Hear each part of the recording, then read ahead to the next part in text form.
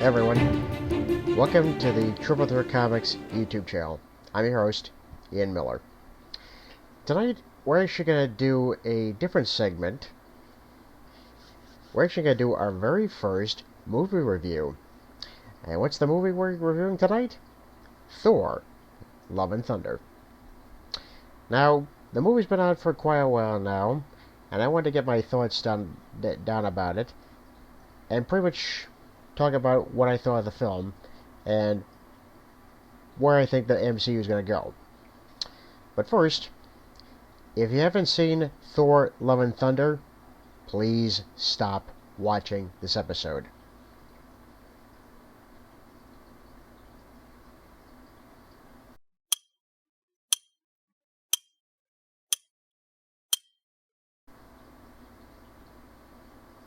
Okay, did you hit the stop button?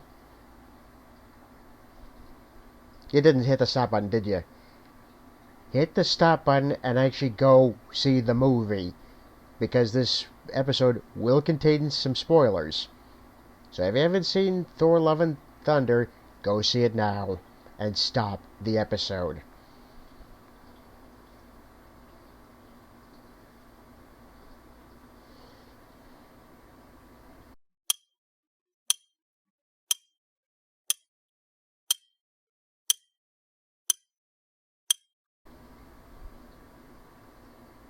Okay, that's enough time. Okay, let's give a brief synopsis of the film.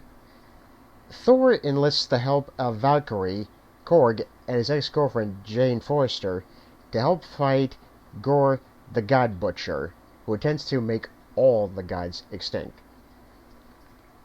Pretty basic, right? Well, the movie takes place, I would say, maybe a year or two after the events of Avengers Endgame. And many of you know, Thor has gone through quite a lot in the MCU. In Dark World, he lost his mother. In Ragnarok, he lost his father, Asgard. And in Avengers Infinity War, he lost Loki, and everybody lost in that movie. And then we get to Avengers Endgame, where he lost his commitment to a diet plan. But again, this is understandable because, let's face it, in stressful situations, you need comfort. But during the course of that film, he was able to regain, his confidence. And in this next movie, Thor Love and Thunder, lost his dad bod, if you will, got back in super shape, and decided to try to find peace, in his life. All that breaks loose when we meet Gorr, the God Butcher, who is desperately trying to, take out all the gods, because the god that he was worshipping had failed to save his daughter, Love. Understandable, right? But what Thor doesn't realize in trying to fight this new villain, he actually gets to meet his ex again, Jane Foster, or Lady Thor. As many of you know, and yes, there are going to be spoilers in this episode, for those of you who read the comic, Jane Foster actually has cancer. Has been diagnosed with cancer. And she is somehow worthy and gets the hammer, because Jane actually is worthy. But in the film, the hammer trick doesn't quite work, because every time she uses it fighting someone, it's slowly killing her.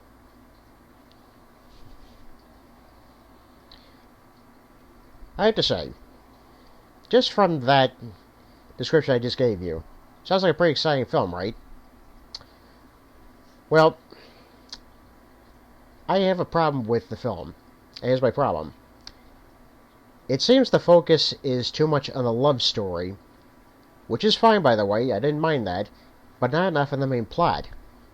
There was not an accurate balance.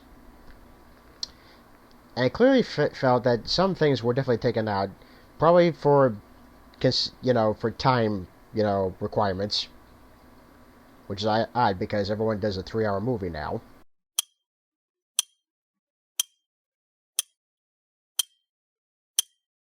it clearly felt that stuff was taken out of the film. So I'm very curious to see what that original cut was. But let's get to, the performances for a second. I enjoyed the performances, in particular Natalie Portman's scenes with Chris Hemsworth, because, there's that awkwardness when you see, your ex after so many years, and through the course of the film, you get to see that they generally still love each other. They're still committed to each other, especially when Thor finds out that she is, dying of cancer. I told you guys, there were spoilers, I told you this. Those scenes were very touching, I felt. Christian Bale's performance as the villain, Gur, the God Butcher, was actually very interesting. The beginning of the movie, like I said before, he is asking the gods, to save his daughter. His daughter dies, and he feels that the gods have betrayed him, So he decides, I'm just gonna take on all the gods for not delivering on my prayers or promises. Again, understandable but frustrating, So, yeah, so I understand a little bit about his, his mission, so to speak. But I still found inconsistencies, Some plot elements did not make sense. I'll get which actually brings me to the ending, which I'll get to right now. Okay. Gur uses the Stormbreaker to open up into, I forget what the zone is, to pretty much ask this being, to eradicate all gods. But he sees that Thor and Jane are in there with him, and he sees the love that they have for each other. In fact, at one point, Gur actually says to Thor, "How dare you walk away from me? How dare you not face me?" And Thor just says, as Jane is in the background, slowly succumbing to her cancer, he says to Gur, "Why would I waste the last minutes of my life facing you, where I could be with her?" I think in that moment, our villain actually understands what Thor is going through. So he decides, instead of killing off all the gods, he would ask to bring his child back. That part, a little bit iffy, a little bit, I don't know, it didn't sit right with me. There's some things about this movie that did not sit right with me. Russell Crowe did not sit right with me. I'll tell you why. He's supposed to be playing Zeus, right? And yet, I couldn't place his accent. Folks, I didn't know if he was using a Greek accent or an Italian accent. I didn't know. What was that? And I have to say, you don't want to see Russell Crowe in that type of in those shorts and in a skirt. No. I know he's playing Zeus, but no. It's just weird. But I had to keep reminding myself that this is Russell Crowe. This is not Gladiator Russell Crowe or Man of Steel Russell Crowe. This is Thor: Love and Thunder Russell Crowe. But the accent was really my problem with him. Because Russell Crowe's a very good actor, very talented. But just the accent was just bothering me. Just, ugh.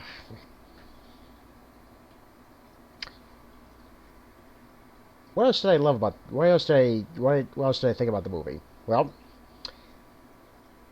like I said, I did love the action scenes.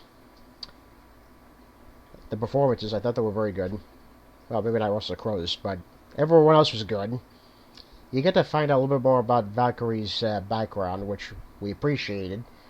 And we get to see her, being the king of New Asgard.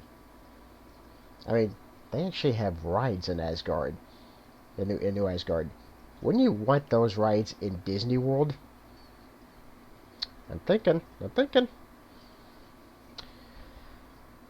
But I loved her performance in particular as well because, like I said, you get to find out more about her background story. A little bit more as you did it with Ragnarok.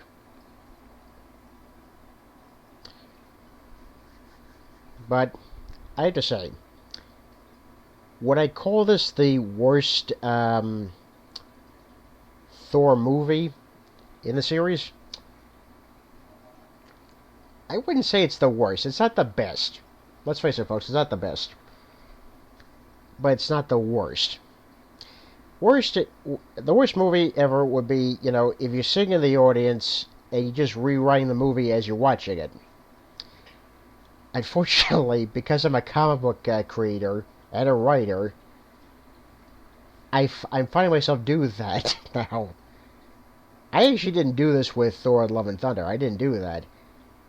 I did, however, do that with Morbius. Yes, folks, I will admit this. I sat and watched Morbius. I spent money on Morbius. I don't know why. I saw this with my friends because we were all kind of curious. We were gravely mistaken. I sat there watching the movie and just rewriting it in my head, trying to make it better. Because they took a lot of stuff out of that movie. And I mean a lot. So I'm just sitting there just rewriting the whole movie. I have to tell you, I have not come up with a satisfying, movie in my mind. Normally I do, but you couldn't say that train wreck. And, I don't want to dismiss, the writers, well, I don't want to dismiss the creators for that, because they did work very hard on the stuff they did for that movie, but that's beside the point. With Thor: Love and Thunder, I would not say it's the worst movie in the MCU or in the Thor franchise. I wouldn't say it. I still think Dark World is not, the best of the Thor films. I would say that. I would say Ragnarok still the best Thor movie because it's fresh, it's interesting. I think, if I was ranking the Thor movies, number one would be Ragnarok. Number two would be the first Thor movie, where we're introduced to the characters. Thor: Love and Thunder, I would give that for number three, mostly because of the humor and the action, the love story. Main plot, not so much. Then Dark World. I think that would be a pretty fair assessment. I know people will actually disagree with me on that, but that's alright. Everyone's entitled to their opinions. But if I'm, saying the best films in the MCU in this particular phase, Spider-Man: No Way Home, Doctor Strange, Madness of the Multiverse. Two of the best ones so far. But if there is actually an extended cut of Thor: Love and Thunder, I would really like to see it because I think that would be a great film, a better film than what we've got. I'm not saying Thor: Love and Thunder is a bad film, but it could be better. Don't you think, folks?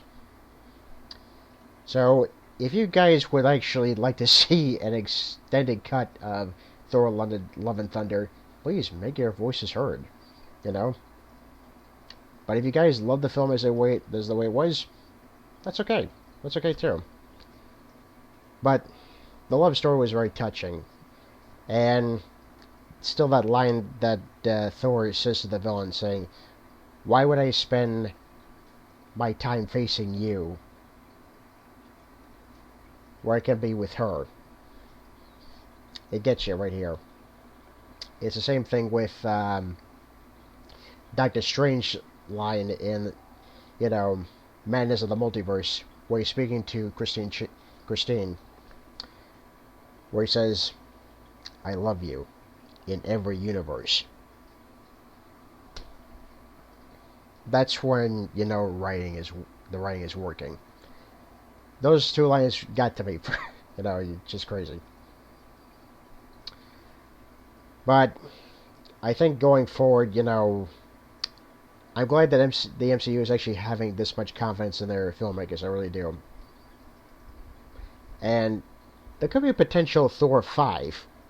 But if they do a Thor 5, I just want a good, main plot. Consistent. No, no holes. That's pretty much what I'm saying. So if the director of Love and Thunder does come back, which I actually hope he does, or bring back the first film director. I hope it's a good plot, and I hope we're going to invest in it. Because Thor is a great character. He's one of the last characters of the original Avengers. So, I kind of want him to stick around. So, we'll see what happens. But, it seems that Marvel has a game plan, which is good. Which now brings me to another interesting segment of tonight's episode. Yeah, the DC Comics movie problem. As many of you have heard, or have read, or have been infuriated, Warner Brothers have decided to cancel the Batgirl movie. Just like that. A $90 million potential blockbuster movie gone. They just finished filming production. They were going to post-production, adding in the music and the special effects, and all that. Then they pulled the plug. But it wasn't the only film they pulled. It was also Scoob 2, which was also in production. I can't believe they actually would want to, cancel a $90 million movie, which had so much potential. We would have gotten to see another DC character that we haven't really explored in the movies. Unless you count 1997's Batman and Robin. George Clooney.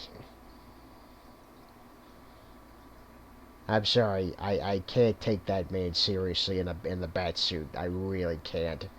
And that convertible Batmobile. Yeah. What happens when it rains, Clooney? The suit gets wet. Yeah, but we never actually saw a proper Batgirl story in the live action. And it just kills me that we're not going to get to see it. Not to mention Michael Keaton back as Batman in that movie. I mean, granted, we're going to see him in The Flash. I'm excited to see him for that, but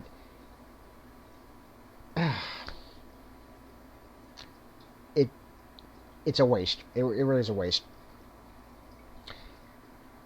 I don't know if Warner Brothers has a plan yet, but everything got derailed after, the theatrical release of Justice League.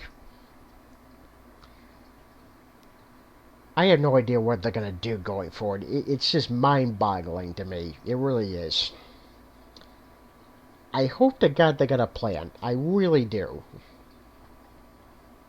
They say they got a 10-year plan, but I'm hoping to God it actually works, because they're really just shooting themselves in the foot. I mean, there's so much wasted potential, in the DCU. Not, expanding characters, not expanding stories. I mean, who wouldn't want to see Justice League Part 2 and 3? Or, a Green Arrow movie. That could work. I just hope they have a plan that's going to work this time. And not make the same mistakes as they did with the theatrical version of Justice League. I know people probably like that movie, but I have to say, folks, the Snyder Cut is better. I'm just saying it. But it's my hope that actually, works out, because I love both these universes. I love both of these sets of characters, the MCU and the DC EU universes. So I know Marvel has a better handle on what they're gonna do going forward. I hope DC actually has a better handle, now, because they need to come up with a plan. But time will tell. Time will tell. Well, I hope you've all enjoyed this interesting episode of Triple Threat Comics, the movie reviews. We're gonna have more of them. Don't get me wrong about that. But I have to say, I think Marvel has a very bright future in the live-action slate. You got a lot of exciting stuff coming out. You got 2 Avengers movies that are coming out very soon, a couple years down. But you got Ant-Man coming out, so I'm very excited about that, and other great stuff from Marvel. DC, please, please, please, work this out, man, because we really need to hear new stories. And please put more faith in your directors and your filmmakers, okay?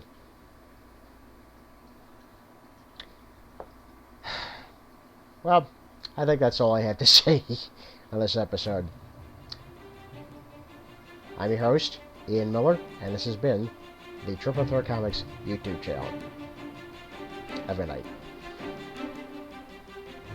Also, be sure to actually follow us on our social media accounts, including Facebook, Twitter, Instagram. And if you'd like to follow us on YouTube, just hit that like button and subscribe.